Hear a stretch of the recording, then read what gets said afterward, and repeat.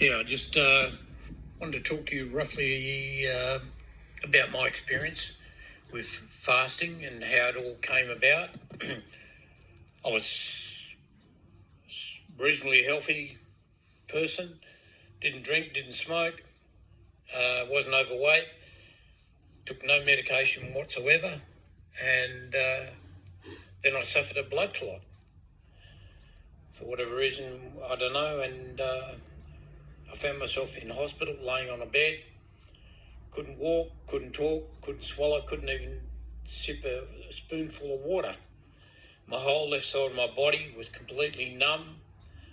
I had no balance. My vision had gone very poor and was like double, and I had a lot of trouble trying to understand what I was seeing. And I couldn't talk, and the right-hand side of my face was all twisted and distorted. So I suffered a blood clot. It hit the somewhere at the back of the neck there, the lower part of the brain stem somewhere, and I couldn't understand what had happened and why it happened. But that doesn't matter.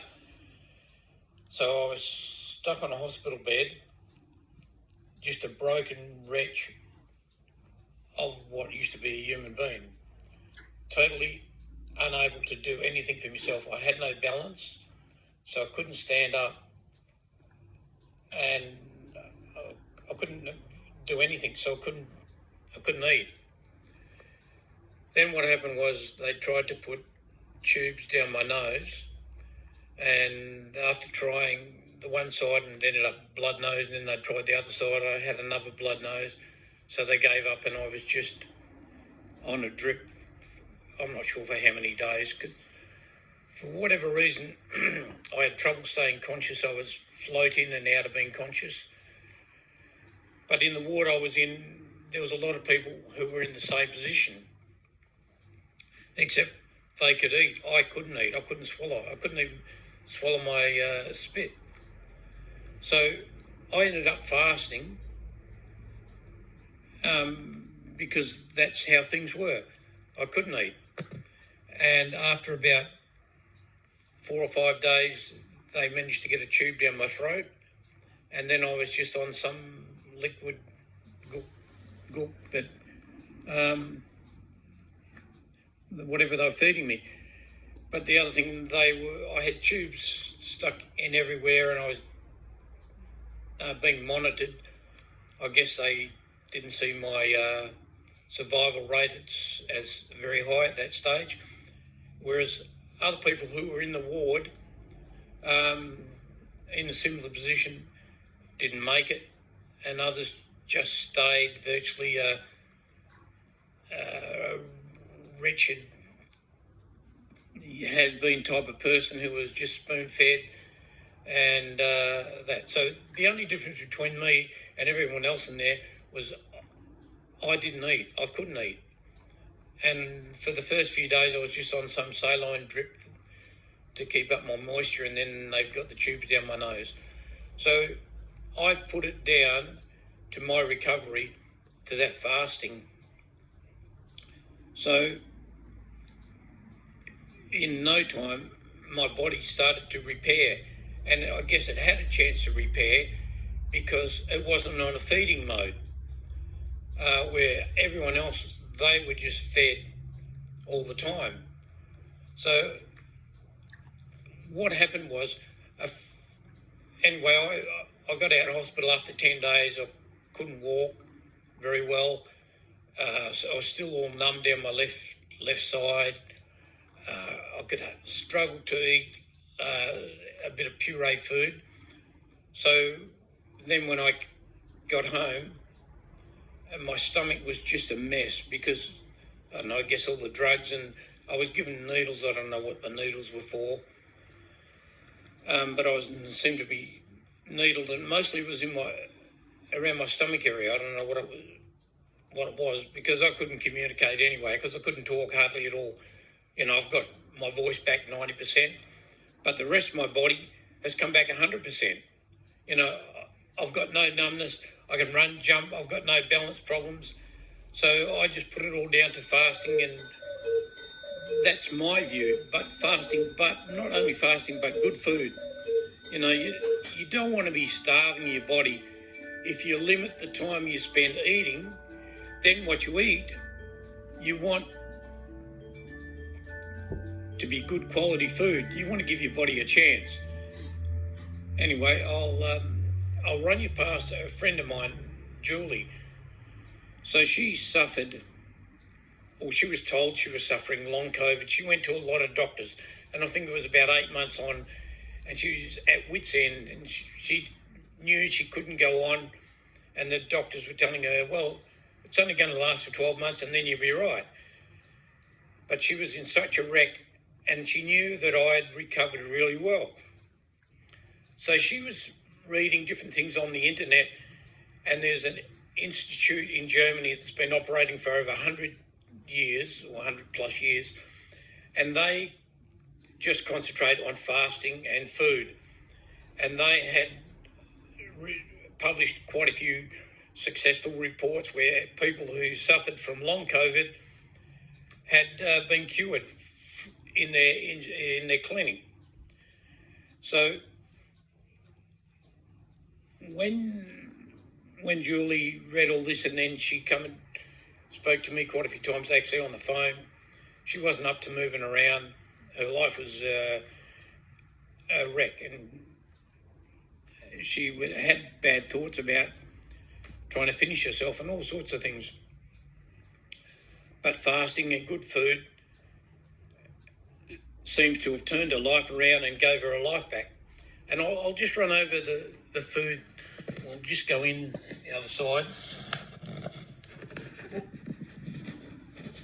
Okay, so food isn't always exactly what you think it is. You know, you go in, you see a tin of peas, you pick it up, and what has it? And then you read the label, and it's full of sugar, full of this, full of that. So the more natural the food you can have, the better. But one thing that you need to do, if you're limiting your food intake, you need to improve the quality of your food, because you don't want to be going without. You want to make sure that you're getting all the vitamins and minerals and nutrients. So, for example,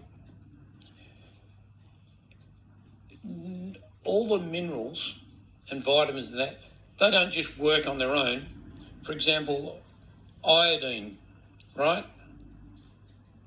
You can take iodine drops in your water or iodine tablets and everything else, but they don't work on their own. They work with it, you know, all other components. So if you can get your vitamins and minerals all naturally, they come with the other elements that are needed. So, for example, I see this. Where are we? Where's the camera? As a superfood. I know they talk about superfood with a lot of different things, and it's a great word, blah, blah, blah. But seaweed, and the same as with everything, you need to know where it comes from and that. But if you can include seaweed in your diet, you know you're going to have your iodine. And the iodine, you know, is super important. Well, every element is super important, and you don't want to be going without any of it. You know, so when I came out of hospital, my guts was a mess. So then I stopped taking all the medication that they gave me. I didn't take anything because my gut was in a knot and it wasn't functioning. So then I didn't eat for 3 days. I gave myself a 3-day break. But then when I started back into eating after fasting, I would just... where's that camera? I can never find the camera on this thing. Oh, there it is. I would just have some simple probiotic. Or it's a yogurt, you know, with a live culture. And then I wouldn't rush into eating. I might have that. Then I would have a few of these seeds with it, and a few of these. So these, everything you look at, you need to obviously do your own research. So these are rich in omega-3, right? These are rich in zinc. So I might have a bit of yogurt, a bit of or otherwise just a drink of probiotic, and then I would have to let my body rest for a while before I could eat, some eggs.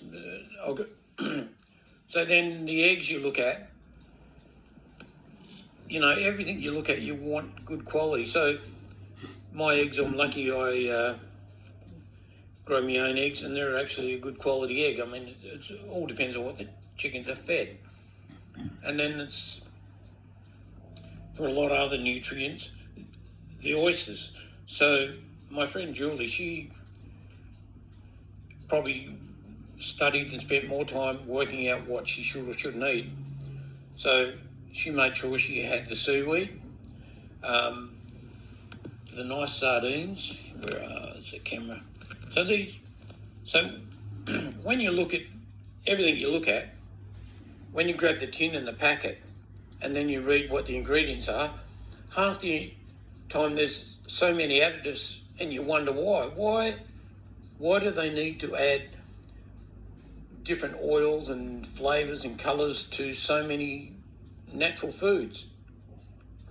Well, half the time it's not just their bottom line, or it's not just preserving them, it's to trick your body into eating more, so I've been led to believe. But the other thing, if you buy food in tins, and you want to avoid that as much as possible, see this tin here, where's that? I can never find that camera. Oh, there we go. See, it's got that white coating. From what I've read, that's a bit of a no-no. That adds to your contaminants in your food. So that's honey. I produce my own honey. I've got a few bees in that. But if you buy honey that's been processed, that's been heat treated or whatever they do to it, and then a lot of honey I've seen around, they do additives. If you feed that to your bees, what happens? Your bees die. Where you get your oysters, well, these oysters, they're from New Zealand. I did buy some from South Australia, but they have one spot where they've got some heavy industry on the coast, so I've gone off them. See these dates? These are just dates, and when you read the label, it's just dates. I've picked up other packets that look exactly the same, and they've got different additives, different oils. You just really got to do your homework. You've got to feed your body. So if you're going to give your body time to repair, it needs the right protein and amino acids and the A, B, C, K, D, and everything to work with, and all the potassium and everything else, So,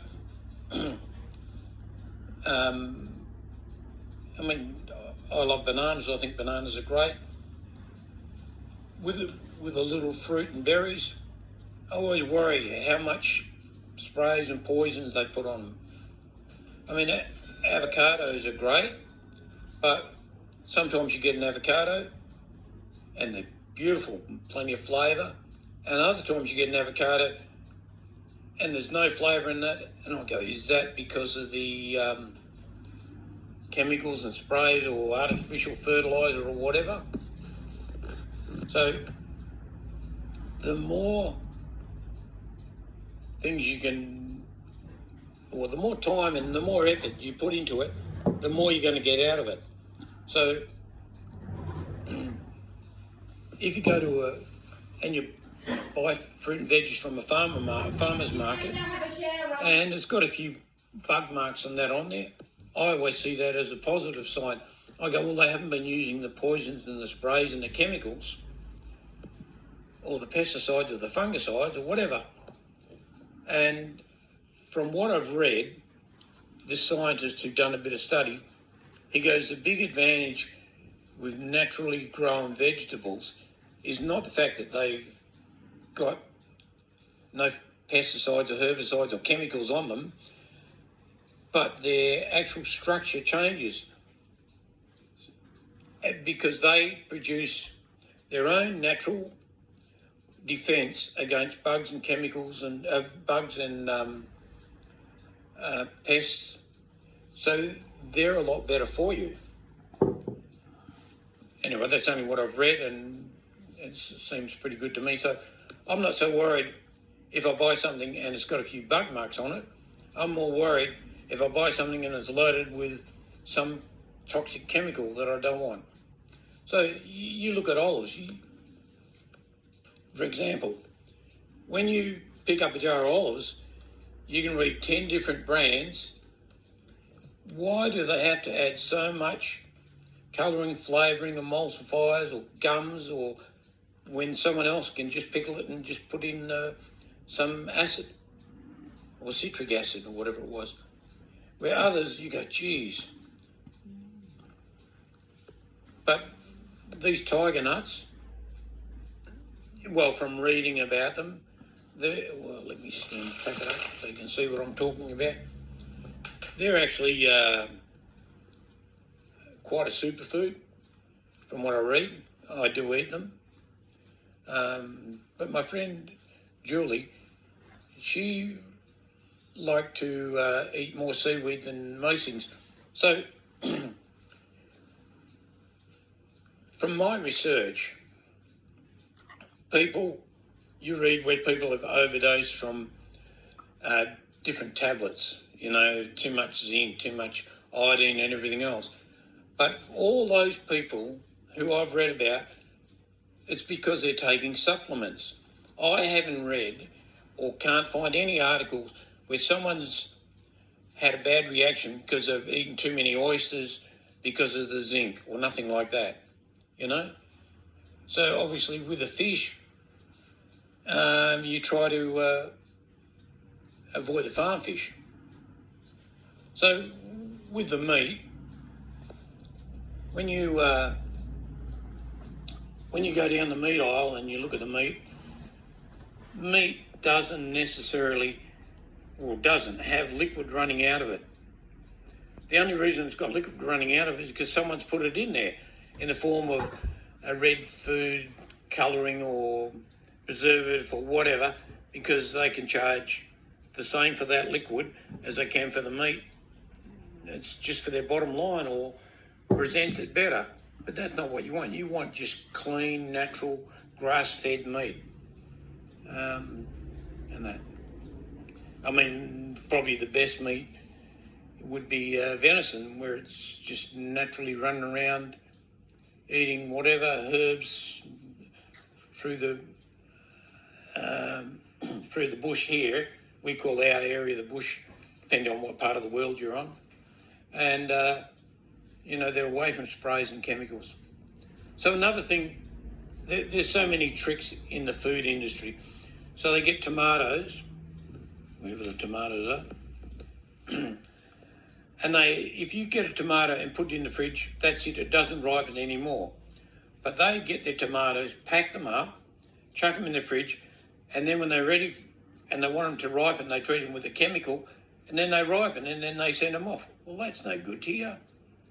The less chemicals and the less toxins, the less pollutants in your system, the better off you are. I don't know. I enjoy plenty of salt. I try to avoid things that come in plastic to start with, especially those, I don't eat anything much out of packets.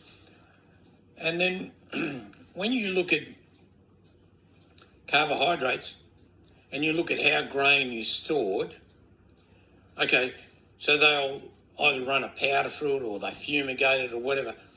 So that grain can't be destroyed by weevils, mice, rats and everything else. So that's probably pretty toxic for us as well if you eat plenty of it. So the biggest benefit in fasting, the way I see it, is that you start looking at what you're eating. And once you start looking at what you're eating, the quality of your life will really improve. If you just fast on its own, there was a show the other day where they broadcasted that fasting is a waste of time and it doesn't really have any benefits. Maybe so. But if you fast and you eat quality food, well, that's the next level. So when you do fast, you need to fast the way that it suits you. So my friend Julie, she was in such a wreck. Her feeding window could be anything from a couple of hours to 12 hours. So she might start off and have a bit of breakfast or something, or a bit of yogurt or a bit of probiotics or a cup of tea and some seaweed, and then she might end up falling asleep. She was in a bit of a wreck.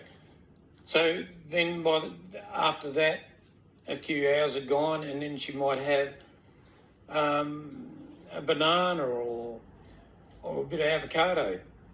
And then as time went on, by the time the day was going, then she might have her fish or a meat. So then what happened was, from her eating window to her fasting window, she always allowed 24 hours. But she always made sure that she did get what she considered was enough nutrients and protein and vitamins and minerals, and covered all the bases that her body had something to work with. So if you overload your stomach, is that a big disadvantage? If you just eat and graze casually and give your body a chance to take full advantage of what you are eating, instead of overloading and next thing it's coming out the other end and you haven't gained all the benefits from it. So how I like to eat, I like to, this is what I normally have in the morning. The mornings I'm eating. So I like to have a bit of yogurt, maybe a few seeds, then I might wait for an hour before I have a banana or an avocado, and then I'll go on and then I'll eat my eggs. So it's always, you've always got to consider and listen to your body. So after mostly fast, I do a lot of 24-hour fasts, just fits in my lifestyle nowadays, but I do 3-day fasts. I feel they really boost my